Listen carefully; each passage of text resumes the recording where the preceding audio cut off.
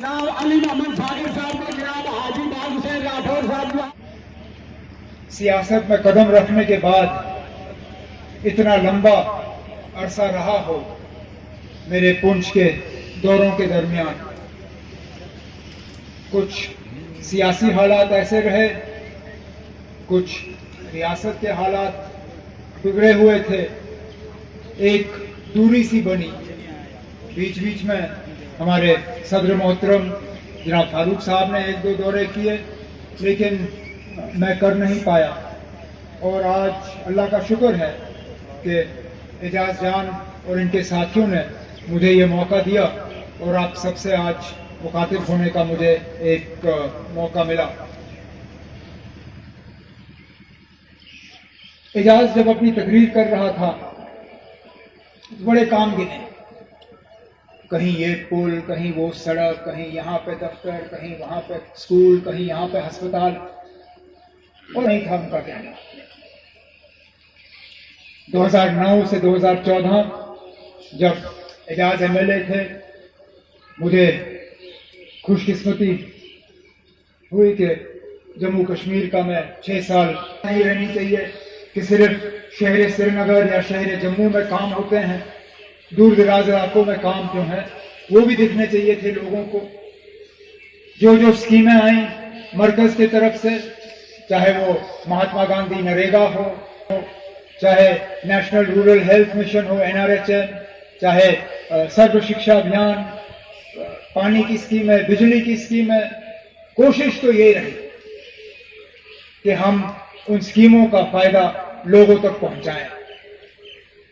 लेकिन हकीकत यह है कि या तो हमने वो काम सारे किए नहीं जो एजाज गिन रहा था, या तो फिर हमने किए लेकिन उन कामों पर लोगों की नजर नहीं पड़ी, लोगों की नजर नहीं पड़ी, या फिर हमें सही तरीके से लोगों को वो काम बेचने नहीं आए। शायद हमें गलती ये लगी कि अगर हम सही काम करेंगे तो वो काम जो है खुद ब खुद लोग उनको पहचानेंगे, उनका जो हमें फायदा इलेक्शन में मिलना चाहिए वो हमें मिल जाएगा। तो हमने इन पे ज्यादा शोर नहीं किया, हमने बड़े बड़े इश्तिहार नहीं निकाले, हमने हर चौक पे अपने बड़े बड़े पोस्टर नहीं लगाए, हमने रेडियो और टेलीविजन में अपने एडवर्टीजमेंट नहीं चलाए। हमने सोचा ना, यहां अगर सड़क बनेगी, लोग इस सड़क पर चलेंगे, कहेंगे वाह नहीं, एजाज जान साहब ने सड़क बनवाई।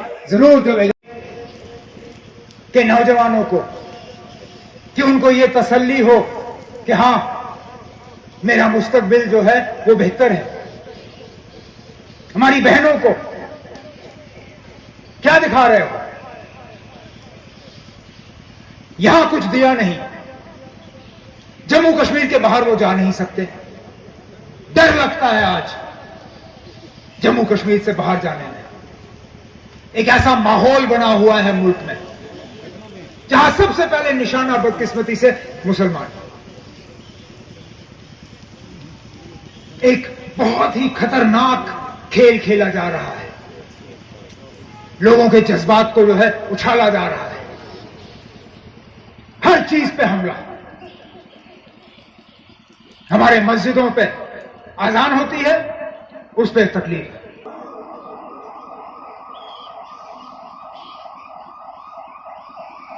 सही कहा किसी ने कि हिंदुस्तान को बदलाने की कोशिश की जा रही है। जिस हिंदुस्तान में यह कहा जाता था कि हर मजहब को बराबर के नजरिए से देखा जाएगा, किसी मजहब में फर्क नहीं होगा, उस हिंदुस्तान को तहस नहस किया जा रहा है।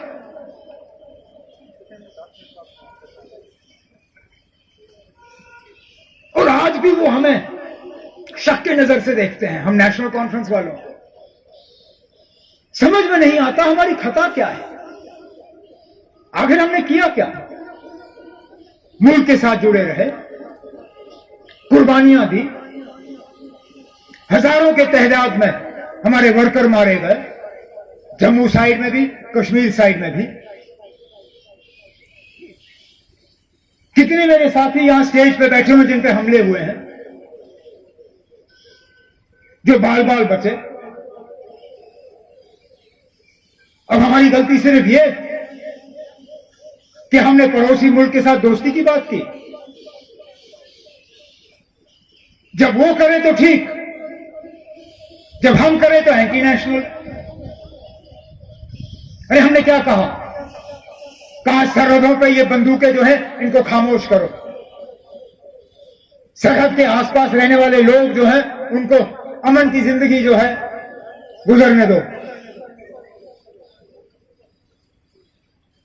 उनको अपना माल मवेशी लेना होता है फेंस के उस तरफ लेने की इजाजत दी जाए। हमने इनको वाजपेयी साहब के अल्फाज याद दिलाए।